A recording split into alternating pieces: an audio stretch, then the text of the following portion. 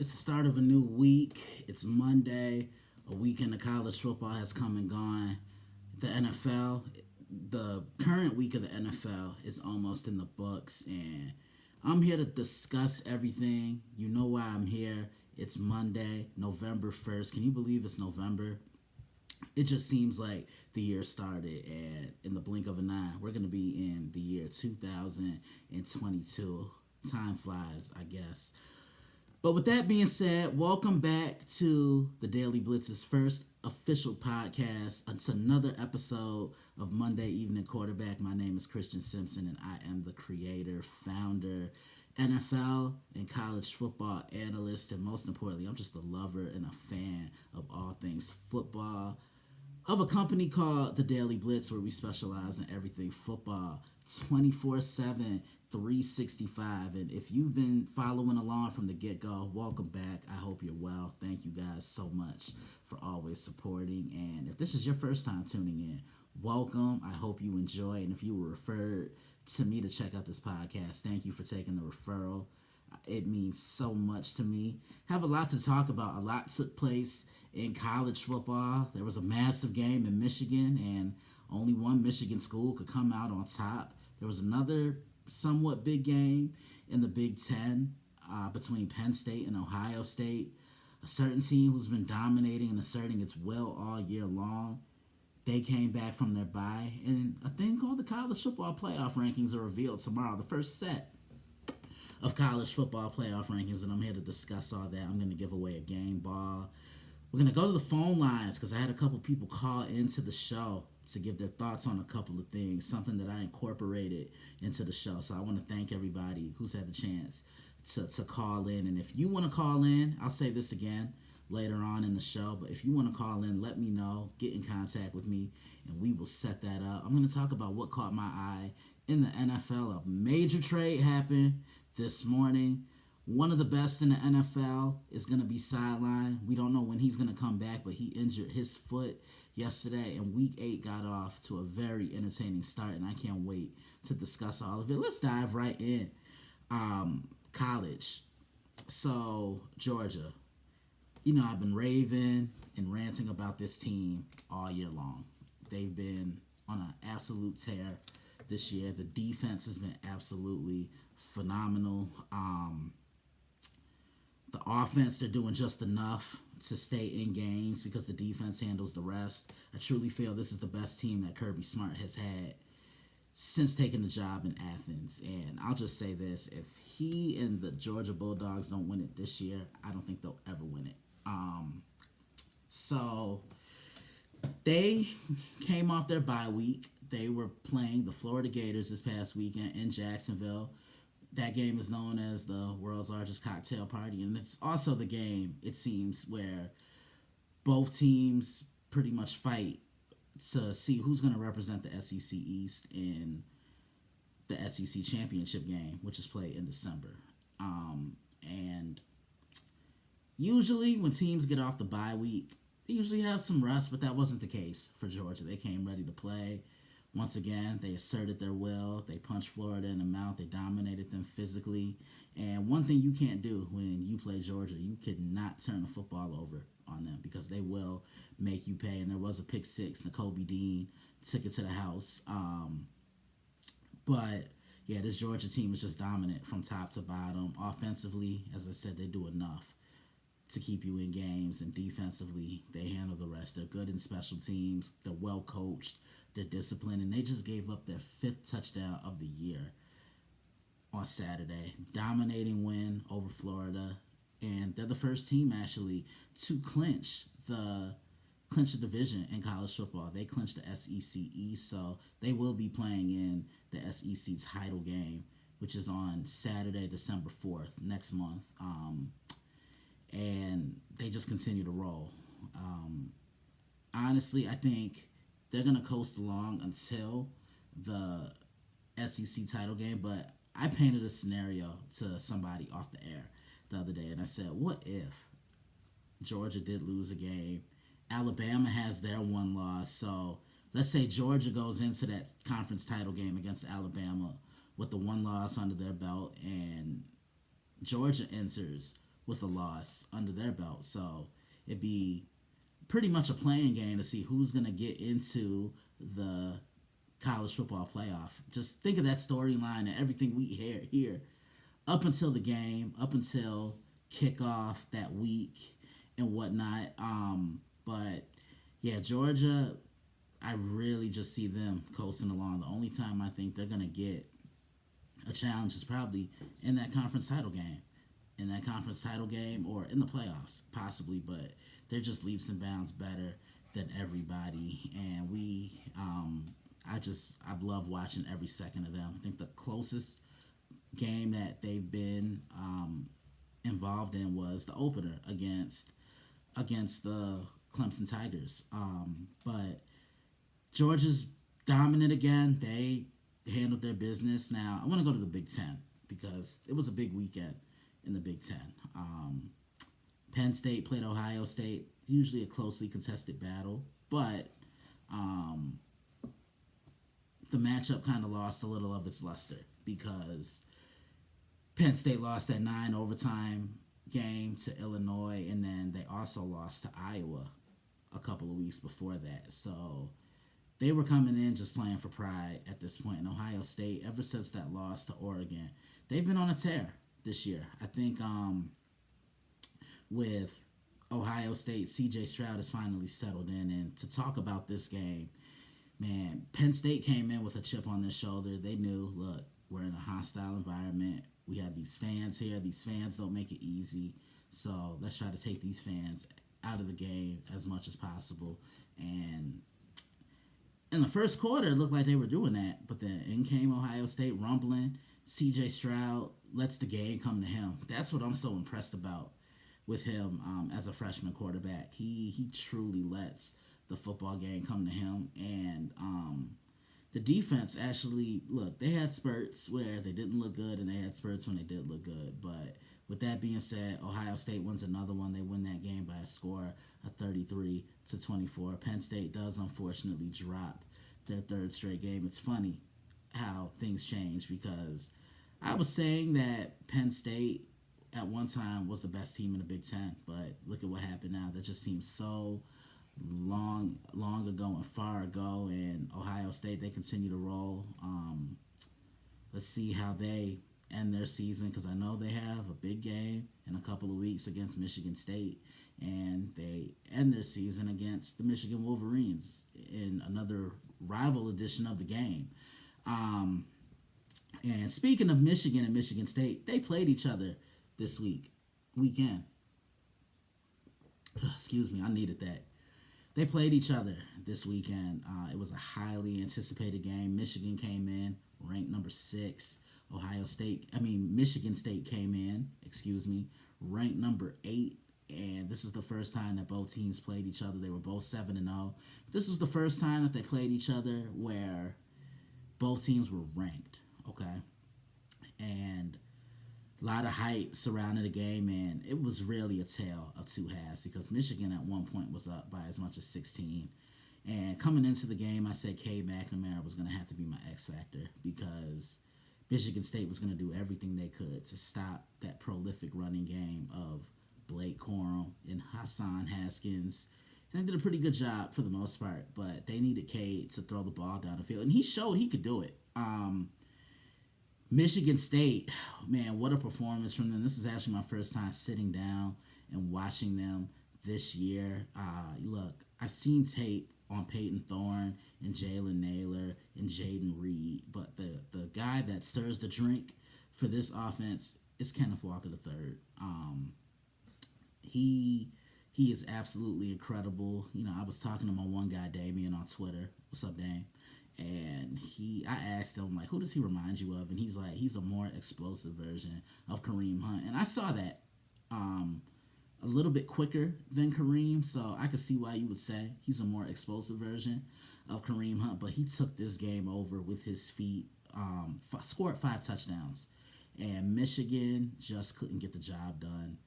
They had plenty of chances to push the ball into the end zone, and they settled for a field goal, 3 points instead. And because of that, that's the reason why they lost the game. When you're on the outskirts of scoring a touchdown, you got to punch that ball in when you have the opportunity to do so.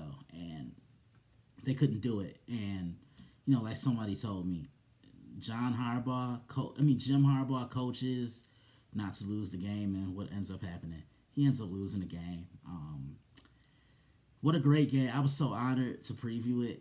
Michigan State won that game by a score of 37-33. They really introduced themselves to everybody in the country with this win. Mel Tucker is 2-0 against the Michigan Wolverines. He beat Michigan last year in an empty Big House, and then he beats them this year in East Lansing. What a game. I enjoyed it. I will watch the replay if they played it again. And with that being said, let's talk about the college football playoff. It's one of the more controversial conversations that we'll have in sports because everybody feels that one team should be in and one team should be out, right? But that's not always the case. So the first set of college football playoff rankings get revealed tomorrow. I refer to November in college football as Statement November because it gives a lot of teams the chance to make a statement in this month. This is almost like your final audition for the playoff committee because our selection Sunday, the brackets get revealed, the bowl games get revealed, who's not where they're supposed to be, why is this team here? So there's always a little bit of controversy, but it definitely creates great conversation for sports talk. And the first set of rankings are tomorrow, and I decided to give my prediction on what I think they'll be. So number one is Georgia, without question. They've been the most dominant team in the country. Their record speaks for themselves, and they're already a division winner. They clinched the SEC East. Now look, when I previewed conferences for college during the summer, I did have Georgia winning the East, but never in a million years did I see them being as dominant as they are right now. Their defense has really set the tone. I think they're giving up only 5.8 points per game, so they're not even giving double-digit amounts of points up. And they're scoring with ease. They run the football. They've gotten good quarterback play out of Stetson Bennett, and the team has been hampered with some injuries. This real starting quarterback, JT Daniels, he's been sidelined with injuries, and other weapons have been sidelined with injuries, and they're still keeping the ball rolling. Kirby Smart, as I said earlier in the show, this is the best team that he's had in quite some time in Athens, maybe ever. And I'll repeat myself. I know I might sound like a broken record player, but if they don't win it this year, they will never win it. Like this is their year to really prove themselves. So they would be on my one line. Number two, so 2, 3, and 4 can go either way, but number 2 would be probably the Oklahoma Sooners. Now, they've won a certain amount of games in a row compared to dating back to last year. I think they've won 16 or 17 in a row, if I'm not mistaken. Ever since they started Caleb Williams, they've looked like a more complete football team.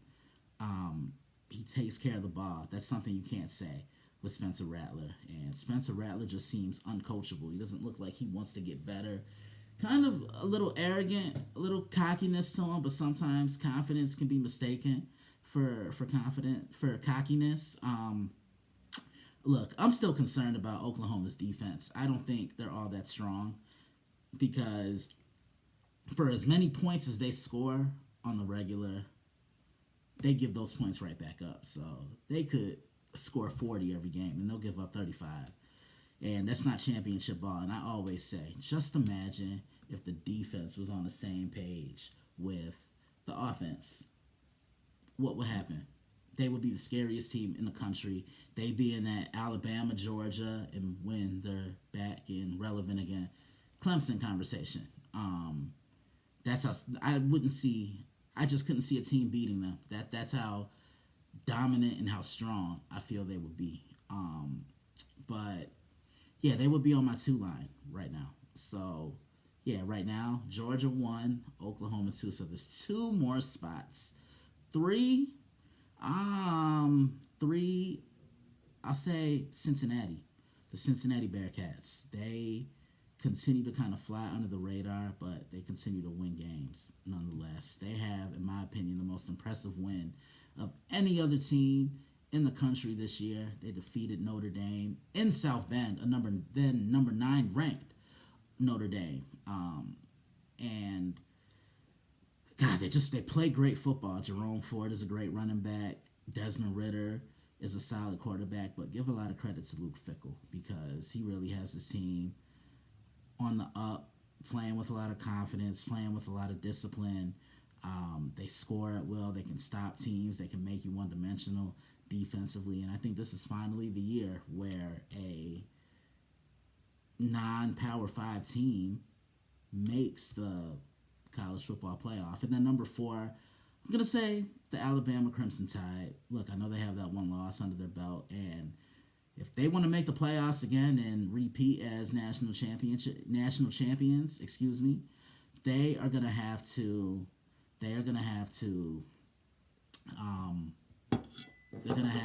win every game, because the minute they lose another game, it's over for them.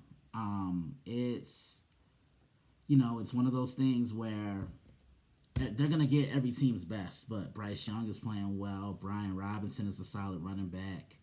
Jamison Williams has really emerged onto the scene as one of those top weapons for Bryce Young.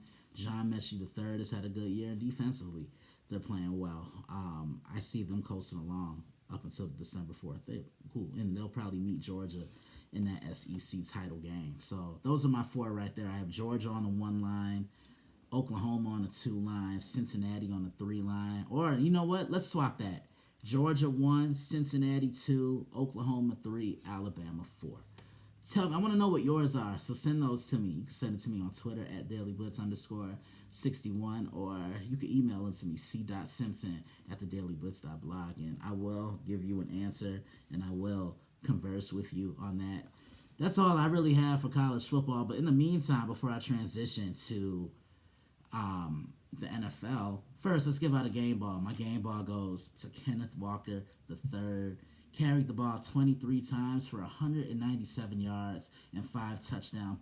5 touchdowns scored on the day. Really ran over a really good Michigan defense at that. And I think he catapulted himself into the driver's seat of the Heisman Trophy, because usually we know who is going to win the Heisman Trophy around this time. It's been a little wide open than it has been in previous years. So congratulations, Kenneth. Keep doing what you do, and I really enjoyed watching you. So with that being said, let's go to the phone lines before we transition over to the NFL. Phone calls right now, so, and I actually have one on the line right here as we speak. Caller, you're on with the analyst. How can I help you?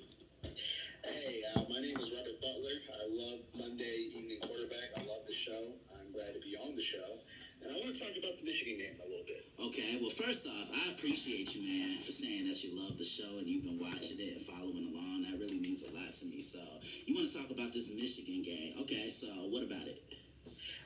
As a Michigan fan, I was kind of upset at the end result. But then watching the whole game, you can kind of see where the game was going, right? When you settle for field goals instead of touchdowns, it comes to come back and bite you. When you give up 5 rushing touchdowns and you have no answer for the rushing game, you can't control the clock. It also comes back to bite you. So it was like Harbaugh was trying to not lose the game, and by trying not to lose the game, he ended up losing the game. K. McNamara was playing well the whole game, and then you decided to put in J.J. McCarthy, who had just fumbled the previous drive. Back in, he fumbled again. That was a turning point for Michigan State to end up winning the game. It was just, some questionable calls that, I know, before the game, there was a lot of talk about K. McNamara not being able to sling the rock. That whole game, he was slinging the rock. He was making the best throws, just making the great plays, and instead of putting it in your guy's hand who was hot, you take it out of his hands, and then there's a fumble, and you lose the momentum of the game. Yeah. And your running game, which has been a strength the whole time, was not working, but Cade was slinging the rock out there, and you did not give him a chance to prove himself, which is ultimately came back and bite him. And you know what? I want to touch on what you just said about Cade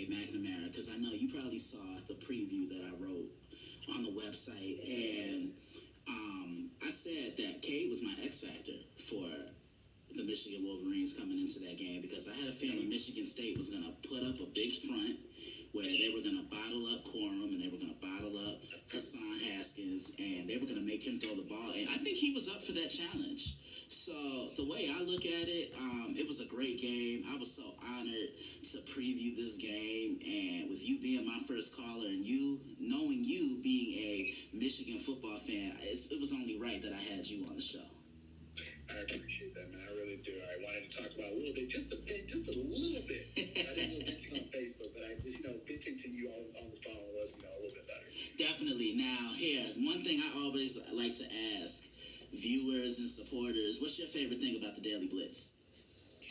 I just love the analysis and the breakdowns that you do for the games and after the games. And I just love how you break down things. I love the Daily Blitz website. I love how you incorporate music and hip hop to the titles and everything like that. I just love the analysis. I appreciate that, man. Robert, I can't thank you enough for coming on the show. Thank you so much, man. I appreciate you having me on, bro. I really do. Absolutely. We'll have to do this again. Whenever you have a football complaint, or if you know anybody else that wants to come on the show, let me know, all right? Well, you know, I am, unfortunately, a Lions fan, so I don't talk about so. I'll be back on the show at some point to talk about the Lions. Definitely. All right, man. Thank you. Take care. Have a great day, all right? All right, bro. Yup. You too. Caller, you're on with the analyst. How can I help you? Hey, I just want to say that that Michigan State game was it definitely lived up to the billing, but those refs I think were on the Michigan State side. Okay. Now, before I let you continue to talk, who am I speaking with first? Oh, this is Ryan Cole. Okay, all right. What's up, Ryan? How you doing today? I'm great. Good. How are you? Good. I'm good. Just knocking this out, taking some phone calls. So overall, I know you had a lot to say about the game. So this is your chance to vent. Let me hear it. The game was great.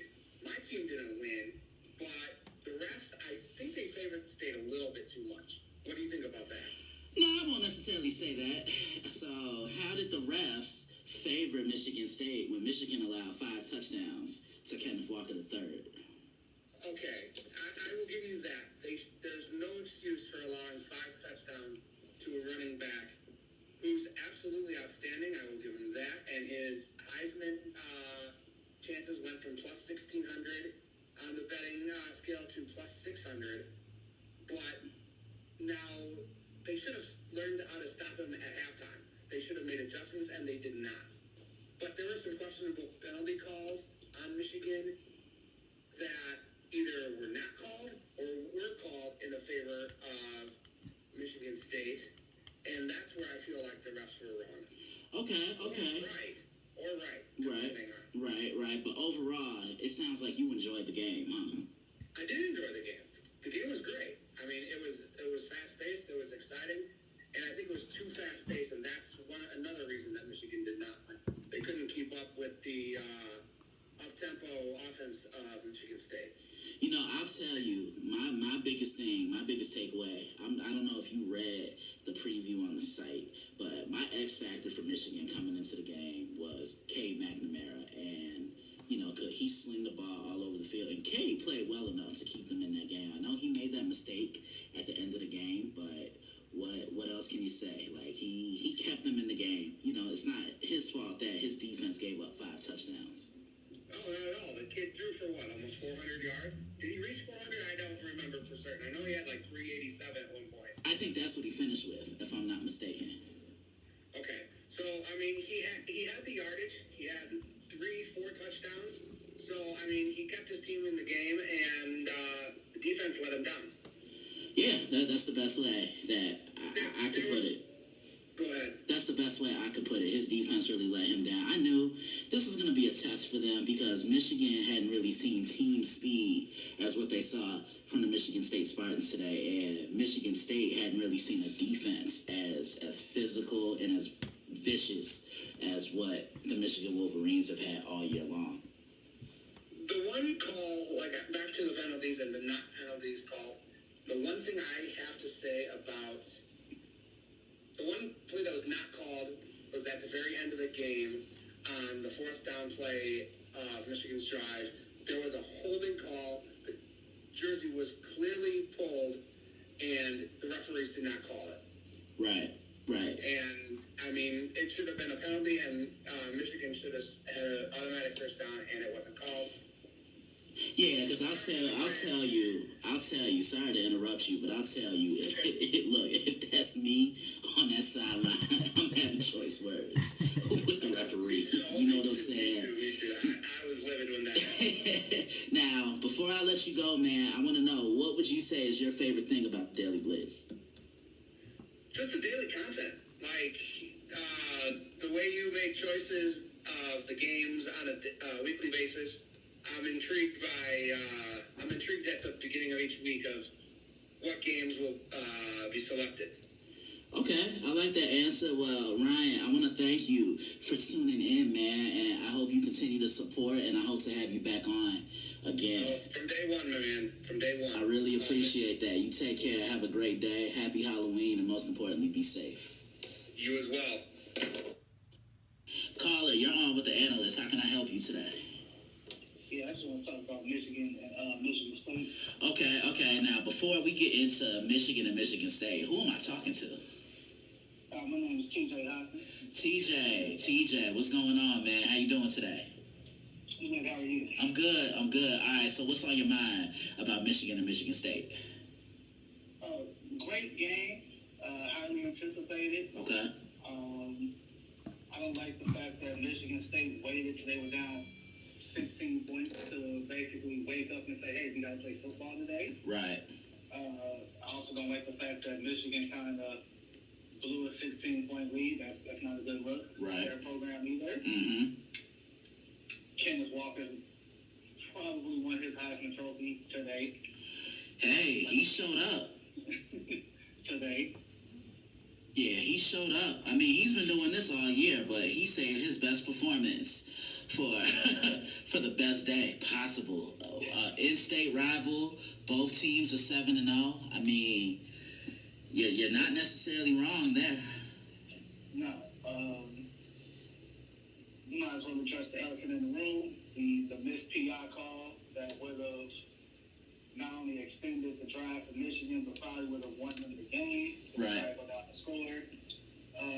You have to make that call. Right.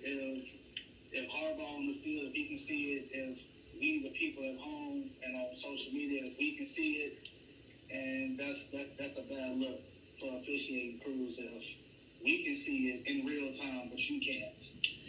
Right? Right. You got to fix that. Exactly. And my thing is this. Look, it's one thing to make those calls in a regular season game, but just imagine if that were, a playoff game or a game that could determine who plays in the conference championship the following week, and your season is pretty much on the line because of a missed call. You see what I'm saying? Yeah, of course. It's also like I'm pulling for Harbaugh this year because he gets a lot of flack for being Michigan head coach. Like he wins obviously like the Kobe year in exception because the Big Ten only played like 6 games. But other than that, he wins like 9 or 10 games a year. Yeah. But it's overlooked because he loses to Ohio State. Like he has to beat Ohio State since he got there. He loses to Michigan State, and he loses to Penn State. Definitely. Right. So he's a hell of a coach. Like I just don't think the fact that I don't like the fact that he's judged because he loses to those 3 opponents more often than he beats them. Right. I think that's always going to be the knock on him because I know he's never beat Ohio State. Could this be the year?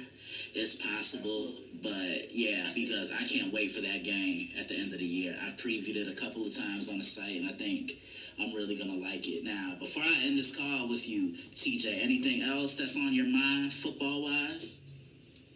Football? No, I'm just gearing up for the playoffs for college football. They get into that final push. Right. Conference championship week is quickly approaching. The NFL is in full swing. Right.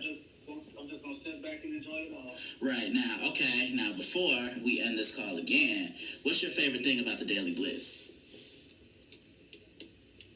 It's authentic. Okay. It's authentic. It don't push no narratives. Okay.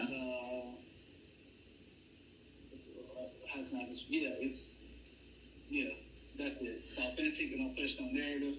It don't try to tell you why. It doesn't try to tell you why I'm right and this is why I'm right and this is why you're wrong. Like no, it's its own thing. I appreciate that. I appreciate you for following along and calling in and talking to me. Okay. No problem. I appreciate you, man. Thank you, sir. Yeah, that could be you as well.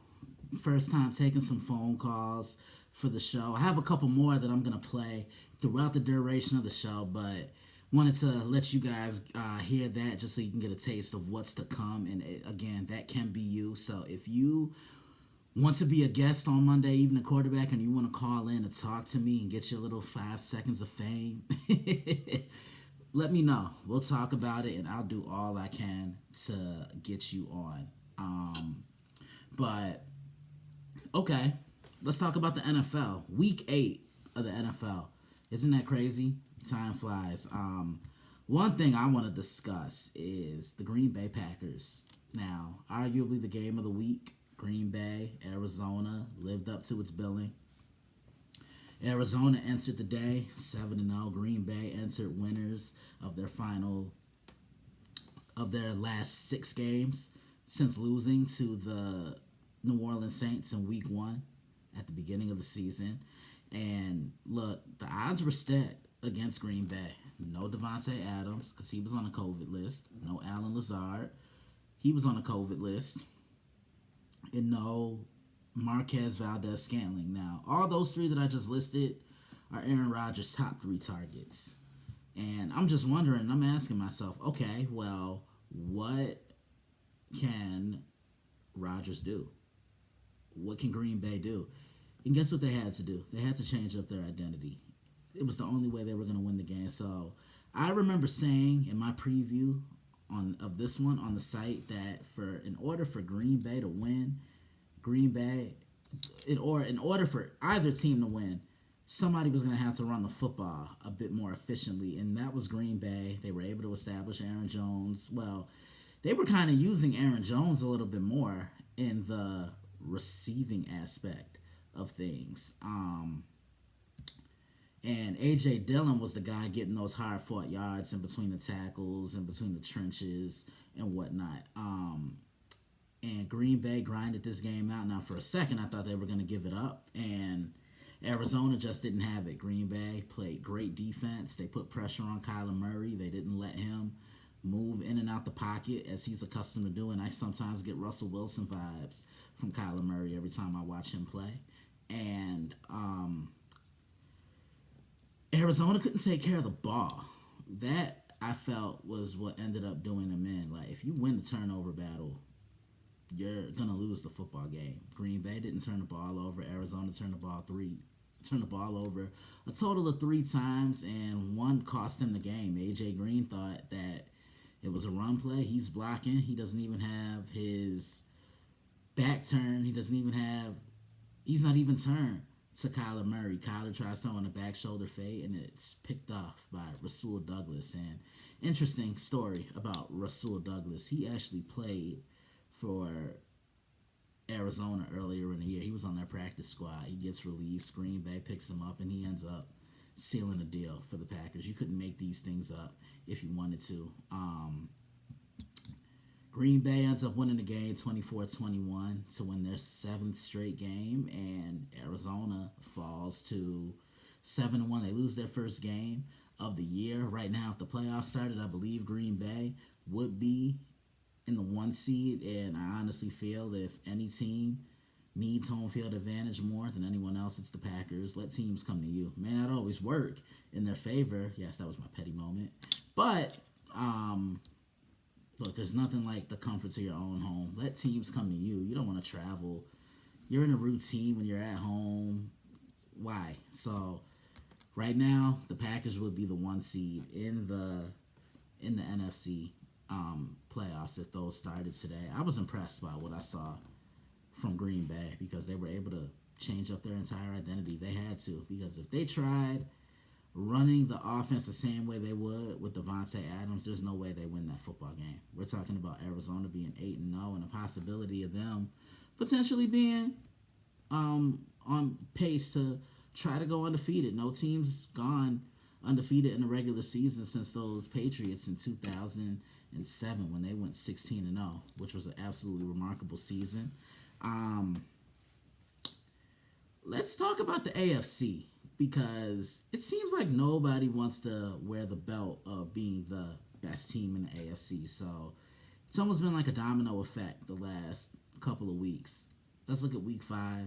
Chargers, Ravens, um, big game in the AFC at that moment. Or we could even go before that. Because the Chargers beat the Chiefs in week 3. So 2 weeks later, they go to Baltimore. And Baltimore punches the Chargers in the mouth. 34-6. Dominant performance. And back then, everybody was saying that Baltimore might be the best team in the AFC, right? Is that the case? That's possible. Then, following week later, another big game in the AFC. Cincinnati Bengals, Baltimore Ravens, and what the Ravens did to the Chargers is what the Bengals did to the Baltimore Ravens. Punched them in the mouth.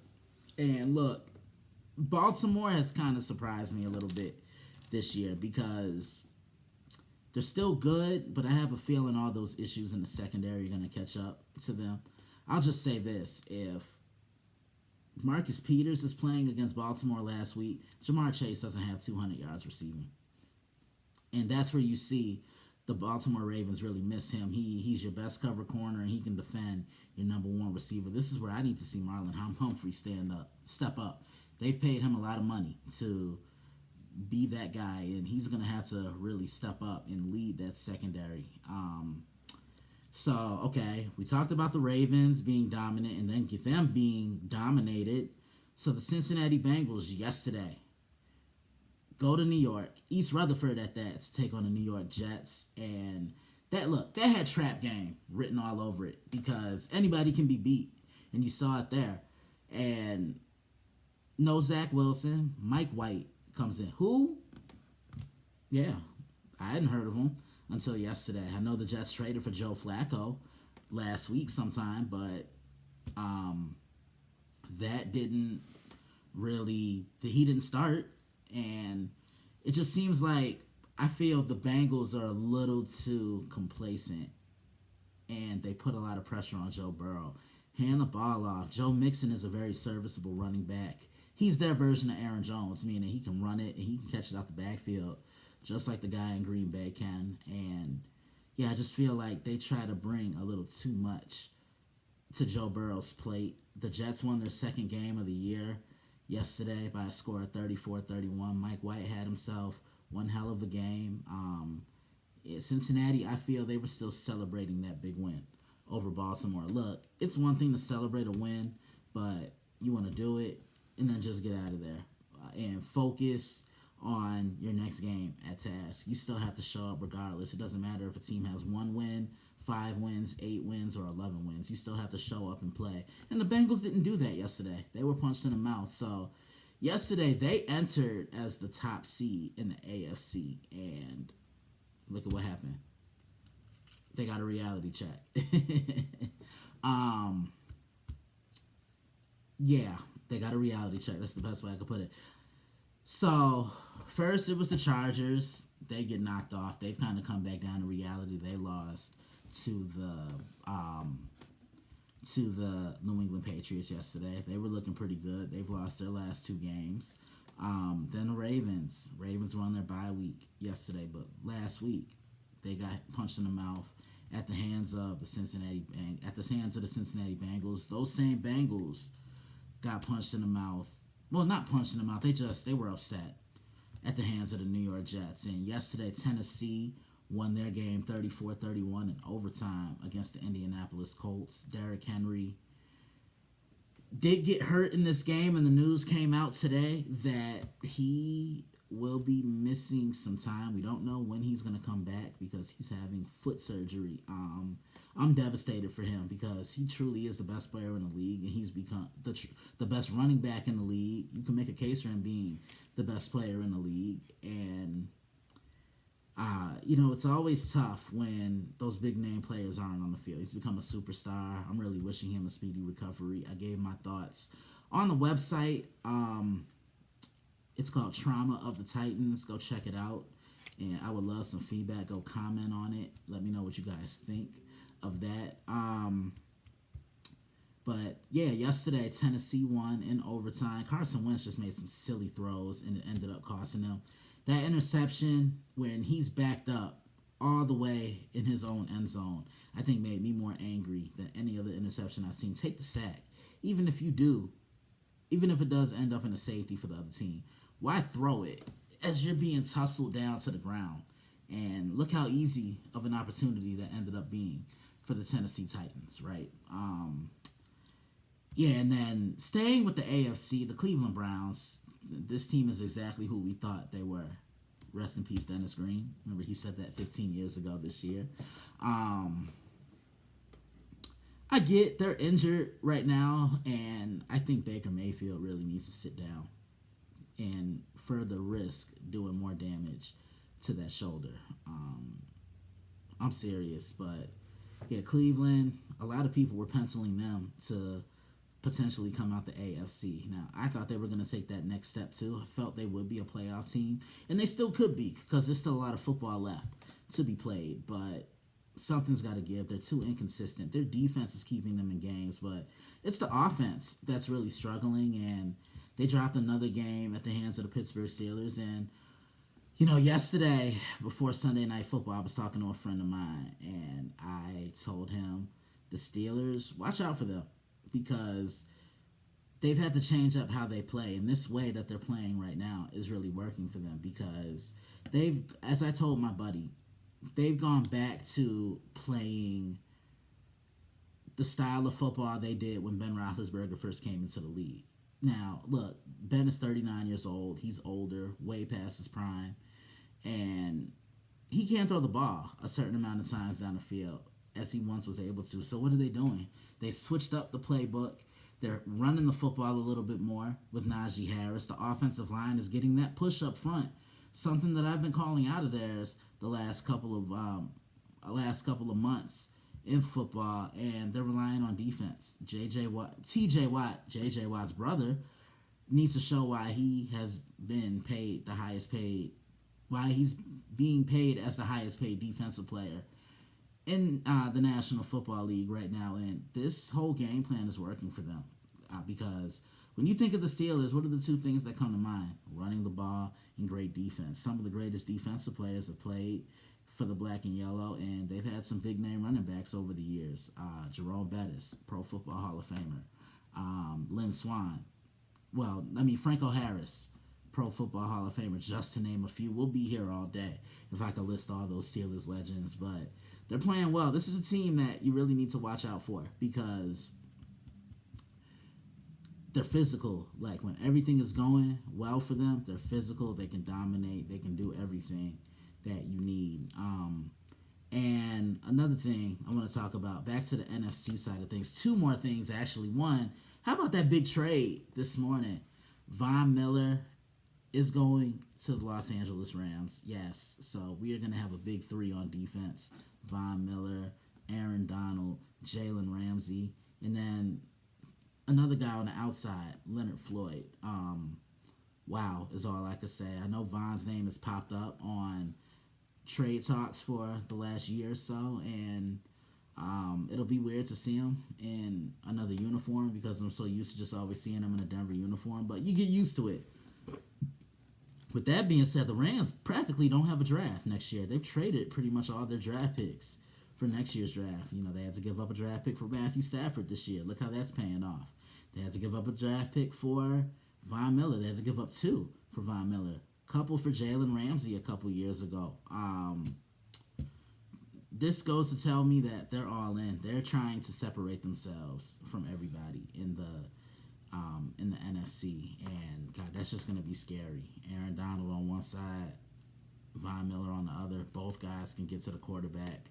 Both guys have led the league in sacks since the year 2015, and this is going to be fun to watch. So the NFC and really the league as a whole did get a lot more interesting today, with that being said. And the other thing I wanted to talk about, another game of the day that I won't say it surprised me, because you knew they were due for another loss eventually, but the Tampa Bay Buccaneers, New Orleans Saints, this was their first time playing since the playoff game last year in January, a couple months ago this year.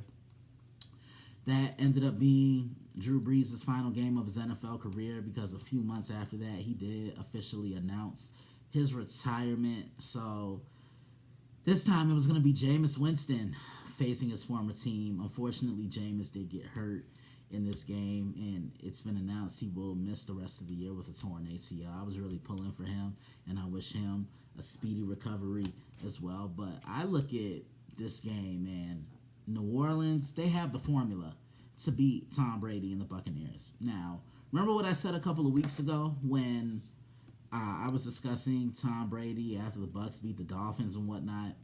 I remember saying, look, if you're going to play Tom Brady and if you have man coverage across the board, you better have pass rushers that can get home and get him off his spot. And they did. The Saints, they've had to change up their identity. They run the football, and they're a defensive team. And that's how it's going to be until they can get more consistent quarterback play. You knew it was going to be a challenge, but the Saints are 5-2. They won that game yesterday, 36-29. Tampa got away from running the football yesterday. I thought that was the biggest problem right there. Only 14 carries when Tampa's winning football games and their offense is dominating. They have a heavy dose of the running game for Tom to lean on, and they just couldn't get it done yesterday. Tampa killed themselves with penalties, and New Orleans really brought that pressure up the middle and really made Tom Brady look discombobulated. That's a big win for the Saints. That could be a confidence booster. And I want to say something about Mark Ingram. Now, he's back. The Saints did reacquire him back. I think this is going to help them tremendously because he brings leadership. This is a guy who has been there before, and he can bring that veteran leadership, something that Breeze unfortunately did take with him when he did retire. I look at how he just invigorates that entire team.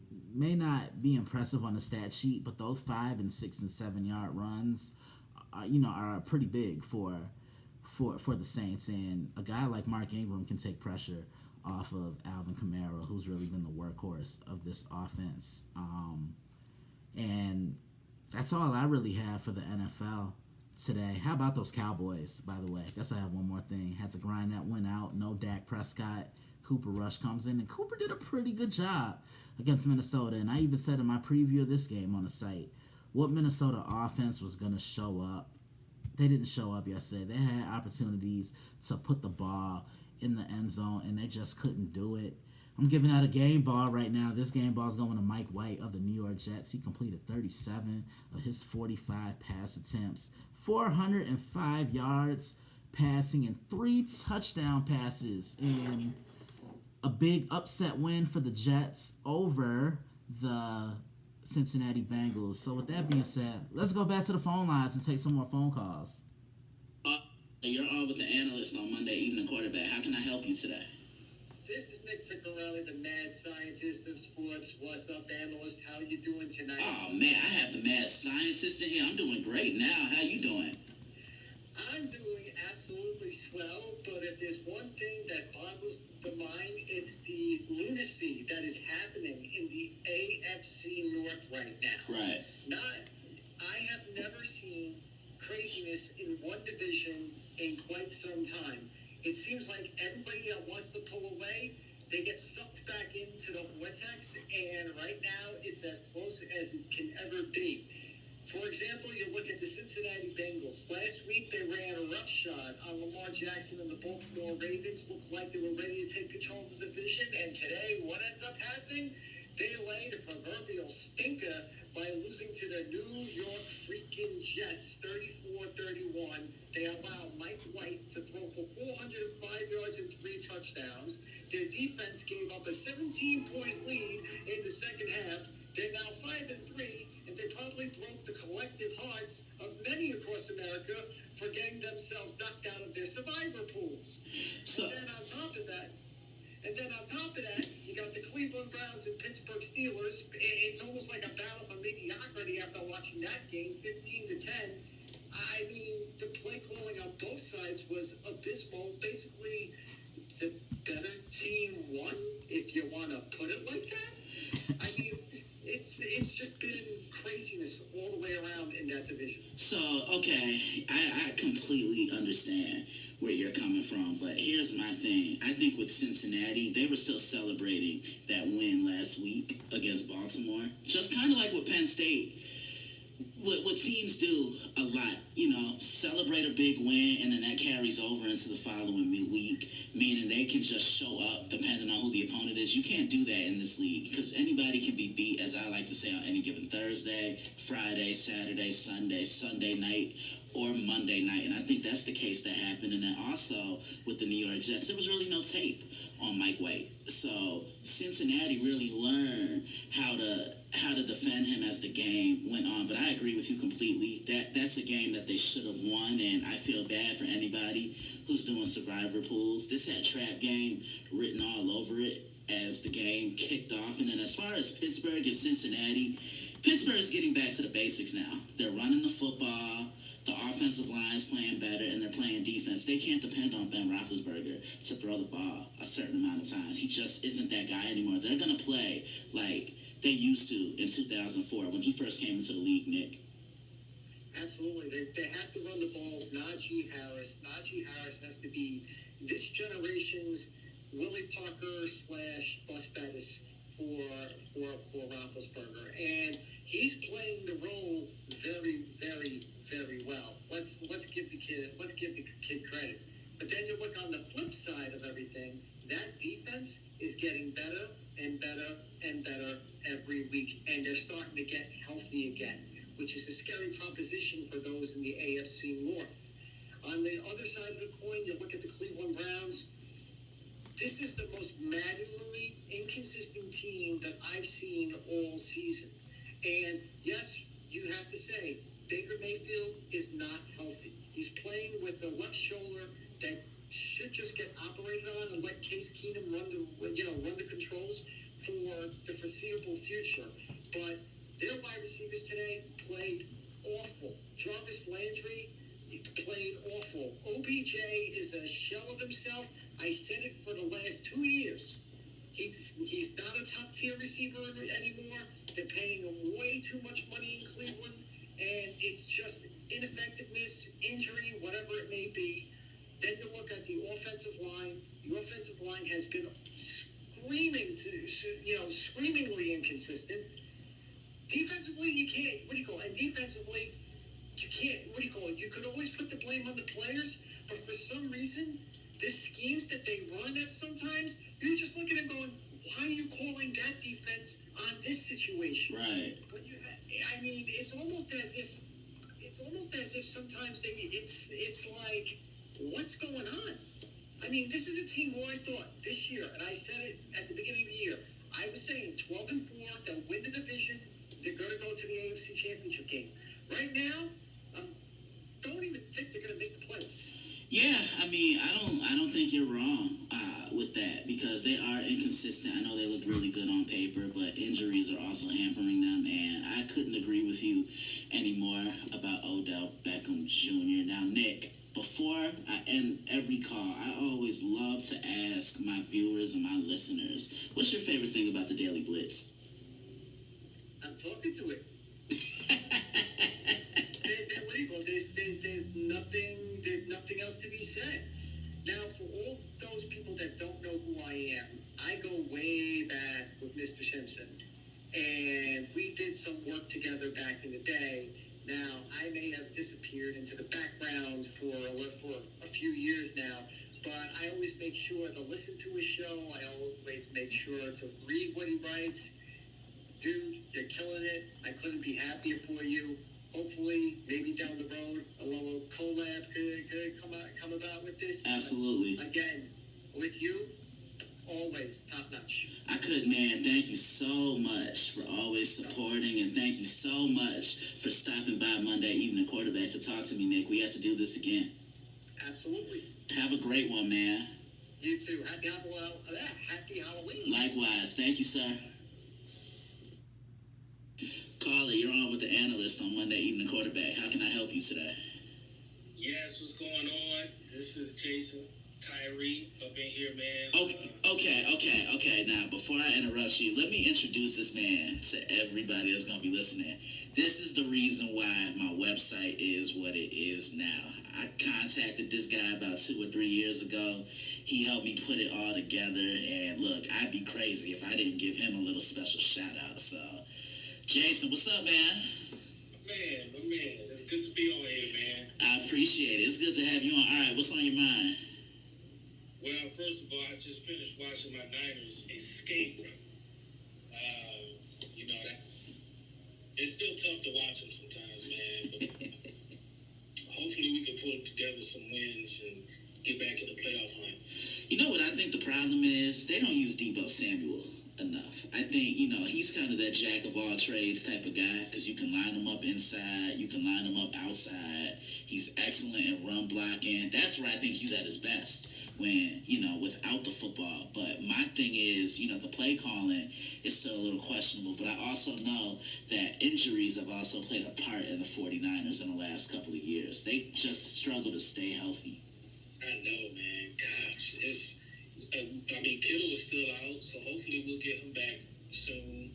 But just trying to push through with these injuries. If it wasn't for Deebo Samuel, we'd probably be 0-6 right now. So. Right, I agree. I definitely agree. Now, what's going on with your secondary? Talk to me about that because they've been awful.